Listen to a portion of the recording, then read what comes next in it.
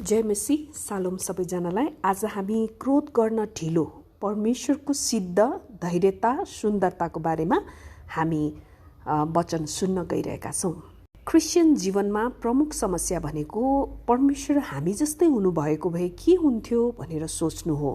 जस्तो कि उहाँको दया हाम्रो दया जत्तिकै थोरै भएको भए, उहाँको क्षमा हाम्रो क्षमा जत्तिकै अनिच्छुक वा अनकनाउने भएको भए, उहाँको धैर्य हाम्रो धैर्य जत्तिकै क्षणिक भएको भए, यदि यस्तो किसिमको हुँदो हो त हाम्रो इसाई जीवनको यात्रा अत्यन्तै असहज, असुरक्षित, टाढा कतै डरलाग्दो मेघ गर्जन जस्तै हुने थियो।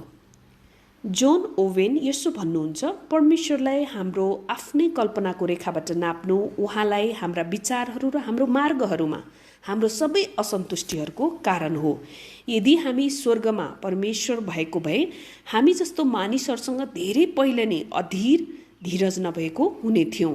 व्यक्तिगत अपराधको सामना गर्दा हाम्रो क्रोध चाँडै उठ्दथ्यो, हाम्रो असन्तुष्टि बढ्दथ्यो, हाम्रो न्यायहरू आगोमा परिणत हुन्थ्यो। हाम्रो सोचको दैनिक नवीकरण बाहेक हामी सजिलैसँग हाम्रो आफ्नै कल्पनाको रेखाद्वारा परमेश्वरलाई मापन गर्न सक्छौँ। मानौ उहाँका विचारहरू हाम्रा विचारहरू र उहाँका मार्गहरू हाम्रो मार्गहरूसँग मेल खान्छ।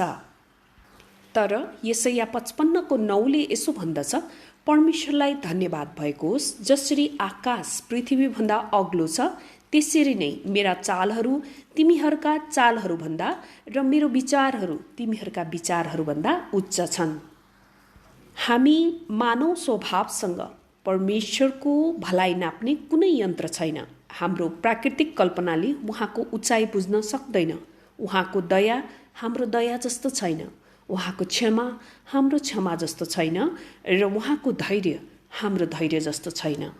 स्लो टु एङ्गर, रिसाउनमा ढिलो। हामीले धर्मशास्त्रमा भेट्ने परमेश्वर, बाइबलको पदहरूमा भेट्ने परमेश्वर अथक धैर्यवान परमेश्वर हुनुहुन्छ। उहाँले प्रायजसो घुमाउरो बाटोबाट आफ्नो योजनाहरू पुरा गर्नुहुन्छ। उहाँले हतार नगरी आफ्नो प्रतिज्ञाहरू पुरा गर्नुहुन्छ। उहाँले आफ्नो राज्यलाई रायोको दानासँग तुलना गर्नुहुन्छ। परमेश्वरको धैर्यताको सबैभन्दा ठुलो प्रदर्शन चाहिँ हाम्रो पापको प्रतिक्रियामा देखा पर्दछ। परमेश्वर धैर्यवान हुनुहुन्छ भनेको मुख्यतया परमेश्वरले लामो समय पर्खनुहुन्छ भनेको होइन, तर परमेश्वरले पापीहरूलाई धीरज देखाउनुहुन्छ। रोमी 2:4 हामी यो कुरा हेर्न सक्छौँ। सिनै पर्वतमा परमेश्वरले मोसालाई घोषणा गरे झैँ उहाँ ढिलो मात्र होइन तर रिसाउनमा ढिलो हुनुहुन्छ। प्रस्थान 34:6 हामी यो कुरा हेर्न सक्छौँ। त्यो प्रसिद्ध घोषणाको सन्दर्भमा विचार गरौँ। इजरायलले भर्खरै दासत्व छोडेको थियो, परमेश्वरको शक्तिशाली हातले छुटकारा पाएको थियो। तिनीहरूले लाल समुद्रले मिश्रको सेनालाई निलिरहेको देखेका थिए। इजरायलीहरू धुवाँ र बिजुलीले बेरिएको पहाडको सामु खडा भएका थिए। तिनीहरू करारको रगतले ढाकिएका थिए र त्यसपछि आफ्नो स्वतन्त्रताको पहिलो क्षणहरूमा तिनीहरूले जीवित परमेश्वरको महिमा एउटा बाछोसँग साट्छन्। प्रस्थान 32:1-6 हामी यो कुरा हेर्न सक्छौँ। प्रस्थान 32:25-29 र 35 हेर्यौँ भने न्यायले पछ्याउँदा प्रहार गर्ने तर संयमित रहस्यमय कृपाले घेरिएको परमेश्वरले तिनीहरूलाई नष्ट गर्नुहुन्न। उहाँले तिनीहरूलाई त्याग्नुहुन्न, बरु उहाँले आफ्नो महिमित अतुलनीय नाउँ प्रकट गर्नुहुन्छ, जसरी कालो आकाशमा अप्रत्याशित बिहानी हुन्छ। प्रस्थान 34:6 लेखिएको जस्तै परमप्रभु ठिट्याउनमा भरिपूर्ण र दयालु परमेश्वर, जो क्रोध गर्नमा ढिलो र प्रेम र विश्वस्ततामा प्रशस्त हुनुहुन्छ। प्रस्थान 34:7 लेखिएको जस्तै परमेश्वरले हजारौँ हजारमाथि कृपा देखाउनुहुन्छ र दुष्टता, विद्रोह र पाप क्षमा गर्नुहुन्छ, तर उहाँले दोषीलाई कुनै किसिमले पनि सजाय दिनुहुन्छ। पिता पुर्खाका दुष्टताको दण्ड तिनीहरूका छोराछोरी, नाति नातिना र तेस्रो र चौथो पुस्तासम्म दिनुहुन्छ। परमेश्वर हामी जस्तो नभई रिसाउनमा ढिलो हुनुहुन्छ। उहाँको क्रोधले पश्चाताप नगर्नेहरूलाई भेट्छ। यसैबीच उहाँको दया दौडन तयार हुन्छ। त्यसकारण सिनै पर्वतको भिरालोमा पनि इजरायली अगमवक्ताहरू, भजनकारहरू, सन्तहरू, राजाहरू राष्ट्रकै अँध्यारो रातमा पनि गीत गाएर परमेश्वरलाई महिमा दिन सके। नेहम्या 9:17 हामी हेऱ्यौँ भने तपाईँ क्षमा गर्नुहुने परमेश्वर, अनुग्रहकारी र कृपालु, रिसाउनमा ढिलो र प्रेमले पूर्ण हुनुहुन्छ। भजन सङ्ग्रह 86:15 यस्तो लेखेको छ, ती मानिसहरू धन्य हुन् जसले तपाईँको प्रशंसा गर्न सिकेका छन्। योएल 2:13 हामी हेऱ्यौँ भने त्यसमा यस्तो लेखिएको छ, आफ्नो लुगा होइन तर आफ्नो हृदय फटाएर परमप्रभु तिमीहरूका परमेश्वरतिर फर्क, किनकि उहाँ अनुग्रहकारी, दयामा भरपूर, रिस गर्नमा ढिला र प्रेममा भरिपूर्ण हुनुहुन्छ र विपत्ति ल्याउनुहुँदा उहाँ दुखित हुनुहुन्छ। जीवित परमेश्वर धैर्यवान परमेश्वर हुनुहुन्छ र उहाँको धैर्यको छायामा हामी आशा पाउँछौँ। उहाँका शत्रुहरूप्रति धैर्य, पेसेन्स टुवर्ड्स हिज इनिमिज। अचम्मको कुरा, धर्मशास्त्रमा परमेश्वरको व्यवहारको अभिलेखले उहाँका करारका जनहरूप्रति मात्र नभई उहाँलाई घृणा गर्ने र विरोध गर्नेहरूप्रति पनि क्रोधित हुनुका लागि स्पष्ट ढिलोपन परमेश्वरले प्रकट गर्नुहुन्छ। पहिलो पत्रुस 3:20 नोआको समयमा जहाज बनाउँदा परमेश्वरले धैर्य धारण गरी पर्खिनु भएको थियो। त्यस जहाजमा थोरै अर्थात् 8 जना मात्र पानीद्वारा बचाइए। कनानलाई तिनीहरूको मूर्ति पूजाबाट सफा गर्नु अघि परमेश्वर 4 पुस्तासम्म रहनुभयो, किनकि उहाँले अब्राहमलाई भन्नुभयो, एमोरीहरूको अधर्म अहिलेसम्म पुरा भएको छैन। उत्पत्ति 15:16 हामी यो कुरा हेर्न सक्छौँ। जेठो छोरालाई विनाशकारी प्रहार गर्नु अघि मिस्रमा 9वटा चेतावनी विपत्तिहरू परे। प्रस्थान 11:4-8 हामी यो कुरा हेर्न सक्छौँ। न्यायको समय आउँदा परमेश्वरको क्रोध छिटो दन्किएको जस्तै हुन सक्छ, भजन सङ्ग्रह 2:12 भनिएको जस्तो। तर त्यसभन्दा पहिले उहाँले चेतावनी दिनुहुन्छ र निमन्त्रणा दिनुहुन्छ।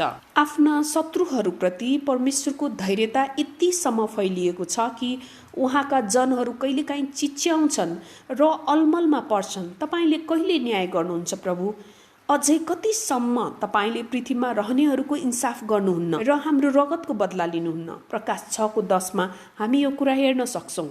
भजन सङ्ग्रह 94:3 लेखिएको जस्तै, हे परमप्रभु, दुष्टहरू कहिलेसम्म रमाउने, कहिलेसम्म दुष्टहरू उल्लसित हुने र पनि परमेश्वर धैर्यपूर्वक पर्खनुहुन्छ। परमेश्वर धैर्यवान कुमाले, उहाँले धेरै धैर्यसँग क्रोधका पात्रहरूलाई, क्रोधका भाँडाहरूलाई सहनुहुन्छ। पावलले हामीलाई रोमी 9:22 बताउँछन्। भनेपछि उहाँले आफ्नो कृपा पात्रहरूलाई कति धैर्यताका साथ सहनुहुन्छ त? उहाँका मानिसहरूप्रति उहाँको धैर्य, पेसेन्स टुवर्ड्स हिज पिपल। जब पावलले तिमोथीलाई आफ्नो गवाही सुनाए, उनले यसलाई परमेश्वरको धैर्यको कथाको रूपमा सुनाए। हामी यो कुरा पहिलो तिमोथी 1:15-16 हेर्न सक्छौँ। पापीहरूलाई उद्धार गर्न येशू ख्रीष्ट संसारमा आउनुभयो र पापीहरूमा म सबैभन्दा मुख्य हुँ। तर यसकारण मैले कृपा पाएँ कि पापीहरूमा सबैभन्दा मुख्य भएर पनि मद्वारा येशू ख्रीष्टले आफ्नो असीम धैर्य प्रकट गर्न सकुन्, ताकि उहाँमाथि विश्वास गरेर अनन्त जीवन पाउनेहरूका लागि म एउटा उदाहरण बन्न सकूँ। पहिलो तिमोथी 1:13 हामी हेऱ्यौँ भने पावल परमेश्वरको निन्दा गर्ने, खेदो गर्ने र अपमान गर्ने भए पनि पावलले यी सबै कार्य अनजान र अविश्वासमा गरेका हुनाले उहाँले कृपा पाए। परमेश्वरले यस्तो निन्दक, सताउने र अपमान गर्ने विरोधीलाई बचाउनु भयो। येशू परमेश्वर पिता उहाँका जनहरूप्रति पूर्ण रूपमा धैर्यवान हुनुहुन्छ। लुका 15:11 भएको हराएको छोराको दृष्टान्तमा जस्तै उहाँ बुवा हुनुहुन्छ जसले आफ्नो छोरालाई फर्केको हेर्न चाहनुहुन्छ। जब छोरा आएको देख्नुहुन्छ, दौडेर गएर त्यसलाई अङ्गालो हालेर त्यसलाई चुम्बन गर्नुहुन्छ। हामी पहिले जस्तोसुकै विद्रोही भए तापनि उहाँले हामीहरूलाई मेरो छोरा, मेरो छोरी भनेर बोलाउनुहुन्छ र उहाँको आह्वान सुनेर हामी उहाँका छोराछोरीहरू बन्छौँ र पनि उहाँको धैर्यताको अन्त हुँदैन। भजन सङ्ग्रह 103:8-11 भन्नुभए झैँ परमप्रभु ठिटालु र अनुग्रही, क्रोध गर्नमा ढिला र अति करुणामय हुनुहुन्छ। उहाँले सधैँ दोष लगाइरहनुहुन्न, उहाँले सधैँभरि क्रोध पनि लिइराख्नुहुन्न। उहाँले हामीसँग हाम्रो पाप अनुसारको व्यवहार गर्नुहुन्न अनि हाम्रो अधर्म अनुसार हामीलाई दण्ड दिनुहुन्न, किनकि पृथ्वीबाट स्वर्ग जति अग्लो छ उहाँका भय मान्नेहरूमाथि उहाँको करुणा त्यति नै महान छ। र पश्चिमबाट पूर्व जति टाढा छ उहाँले हाम्रा अपराधहरू हामीबाट त्यत्तिकै टाढा हटाइदिनु भएको छ। भजन सङ्ग्रह 136 1मा भनिएको जस्तै उहाँ भलो हुनुहुन्छ र उहाँको प्रेम अनन्तकालसम्म रहिरहन्छ। उहाँको दया निरन्तर हाम्रो जीवनमा बगिरहन्छ। उहाँको कृपा हरेक बिहानी नयाँ हुन्छ। उहाँ हामीलाई क्षमा दिन हमेसा तत्पर हुनुहुन्छ। हाम्रो आत्माको उतार चढावहरूको बावजुद हरेक दिन हामीसँग हाम्रो पाप अनुसार व्यवहार गर्नुहुन्न। उहाँको ठुलो धैर्यता अनुसार हाम्रो अधर्म अनुसार हामीलाई दण्ड दिनुहुन्न। यीशु ख्रीष्टमा तपाईँको जीवनले पावलको जस्तै परमेश्वरीय धैर्यताको कथा बताउँदछ। हामी परमेश्वरबाट टाढा हुँदा, उहाँलाई नचिन्दा, उहाँको पुत्र यीशु ख्रीष्टलाई घृणा गर्यौँ, पापको कदर गर्यौँ, उहाँको सुसमाचारलाई थोरै मात्र ध्यान दियौँ। हामीले यो सब गर्दा पनि हामीलाई उहाँले दिनौँ क्षमा गर्नुभयो र हामीप्रति धैर्यवान हुनुभयो। फिलिपी 1:6मा लेखिएको जस्तै प्रभु येशूले हामीहरूमा एउटा असल काम सुरु गर्नुभयो। उहाँले नै आज भोलि र यीशु ख्रीष्टको दिनसम्म अथवा भनौँ अनन्तसम्म उहाँले सुरु गर्नुभएको असल काम पुरा गर्नुहुनेछ। किनभने मूसाको केही शताब्दीपछि परमेश्वरले फेरि एकपटक आफू क्रोध गर्नमा ढिला हुनुहुन्छ भनेर प्रकट गर्नुभयो, यसपटक भने मासु र रगतमा। पेसेन्स सुप्रिम, धैर्यता सर्वोच्च। लुका 9:41मा लेखिएको छ, ए अविश्वासी र हठी पुस्ता, म कहिलेसम्म तिमीहरूसँग रहँला, तिमीहरूलाई कतिसम्म सहन गरौँ। यो पदमा उहाँको धैर्यताको पीडा हामी देख्न सक्छौँ। परमेश्वर अन्धकारको बीचमा उज्यालोको रूपमा, पापको बीचमा पापहीनताको रूपमा, बाङ्गोहरूको बीचमा सिधा रूपमा, धैर्यको अतुलनीय राजकुमारको रूपमा बस्नुभयो। मत्ती 17:17मा पनि हामी यो कुरा हेर्न सक्छौँ। येशूले भन्नुभयो, ए अल्पविश्वासी र भ्रष्ट पुस्ता, कहिलेसम्म म तिमीहरूको साथमा रहनेछु, कहिलेसम्म म तिमीहरूलाई सहनु। लुका 5:16मा हामी हेऱ्यौँ भने येशू चाहिँ निर्जन स्थानहरूमा गएर आफ्नो आत्मा बुवामा खन्याएर प्रार्थना गर्नुहुन्थ्यो। उहाँका शत्रुहरूले उहाँलाई निन्दा गरे, उहाँका छिमेकीहरूले उहाँलाई अस्वीकार गरे, उहाँका चेलाहरूले उहाँलाई गलत बुझे, तर येशूले आफ्नो पिताबाट आवश्यक धैर्यता प्राप्त गरे। मत्ती 26:53मा लेखिएको जस्तै, तिमीले के ठान्दछौ, के म आफ्नो पितालाई बिन्ती गर्न सक्दिनँ र उहाँले तुरुन्तै स्वर्गदूतहरूका 12 पल्टनभन्दा बढी मेरो निम्ति पठाइदिनुहुन्न र? तर उहाँले कहिले बोलाउनु भएन र उहाँ क्रुसमा मर्नुभयो ताकि धर्मशास्त्रमा लेखिएको कुरा पुरा होस्। उहाँको धैर्यताले कोर्राहरू, काँडाहरू, किल्लाहरू सहनुको साथसाथै शासकहरूलाई उहाँको गिल्ला ठट्टा गर्ने अनुमति दिनुभयो र भन्नुभयो, हे पिता, यिनीहरूलाई क्षमा गर्नुहोस् किनकि यिनीहरूले के गर्दैछन् सो जान्दैनन् भनी तिनीहरू सबैका लागि क्षमा गर्न बिन्ती गर्नुभयो। यो कुरा हामी लुका 23:34मा हेर्न सक्छौँ। येशूको क्रुसमा हामी देख्न सक्छौँ कि परमेश्वर धैर्यवान हुनुहुन्छ, तर कसरी परमेश्वर यति धैर्यवान हुन सक्नुहुन्छ। हामी रोमी 3:23 र 24मा हेऱ्यौँ भने सबैले पाप गरेका छन् र परमेश्वरको महिमासम्म पुग्नबाट चुकेका छन्। कसरी परमेश्वरले सहनशीलता र हामीलाई दया देखाउन सक्नुहुन्छ? परमेश्वरका अनुग्रहको वरदानले ख्रीष्ट येशूमा भएको उद्धारबाट तिनीहरू सित्तैमा धर्मी ठहरिएका छन् र हिब्रू 7:25मा लेखिएको जस्तै उहाँद्वारा परमेश्वरको नजिक आउनेहरूलाई उहाँले सदैव उद्धार गर्न सक्नुहुन्छ, किनभने तिनीहरूको निम्ति मध्यस्थताको प्रार्थना चढाउन उहाँ सदैव जीवित रहनुहुन्छ। यसको अर्थ सदैव। लेट अस रिटर्न, उहाँमा फर्कौँ। अङ्ग्रेजी पास्टर जेरेमी टेलर एकपटक प्रार्थना गर्नुभयो, मलाई सिकाउनुहोस् प्रभु, तपाईँको दयाको रेखामा मेरो कर्तव्य पढ्न। अनि हामीले परमेश्वरको दयालु धैर्यताको पङ्क्तिमा कुन कर्तव्य पढ्छौँ? यसैया 55:7मा लेखिएको जस्तै, दुष्टले आफ्नो बाटो र अधर्मीले आफ्नो विचार त्यागोस् र परमप्रभुतिर फर्कोस् र उहाँले त्यसमाथि कृपा गर्नुहुनेछ। हामी जो भए पनि, जहाँ भए पनि परमेश्वरको धैर्यताले हामीलाई पश्चाताप गर्न निमन्त्रणा गर्नुहुन्छ। परमप्रभुको धैर्य एउटा इसारा गर्ने हात, खुला ढोका र घरको बाटो हो।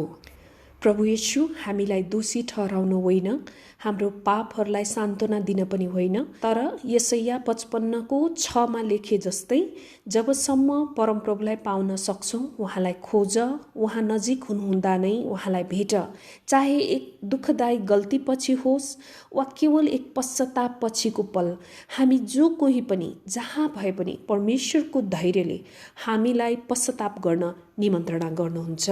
र जब हामी आफ्नो पापहरू स्वीकार्दै र त्याग्दै उहाँ कहाँ फर्कन्छौँ, हामी के पाउँछौँ?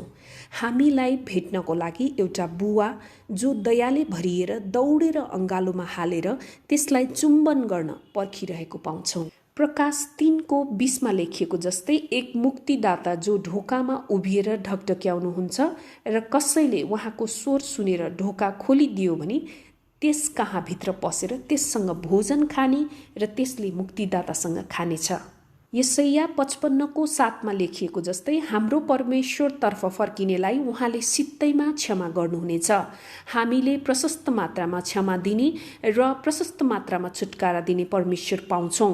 भजन सङ्ग्रह 130को 7मा लेखिएको जस्तै परमप्रभु जसमा अचूक कृपा हामी पाउँछौँ। पहिलो तिमोथी 1को 16मा लेखिएको जस्तै हामी यस्तो परमेश्वर भेट्छौँ जसको धैर्य सिद्ध छ। एक दिन हामी ठेस खानेछौँ र पाप गर्ने छैनौँ। हाम्रो रूपान्तरणमा सुरु भएको असल काम अन्ततः पुरा हुनेछ। फिलिपी 1को 6मा लेखिएको जस्तै परमेश्वरको धैर्य हाम्रो कमजोर कल्पनाको नापमा बाँधिएको छैन।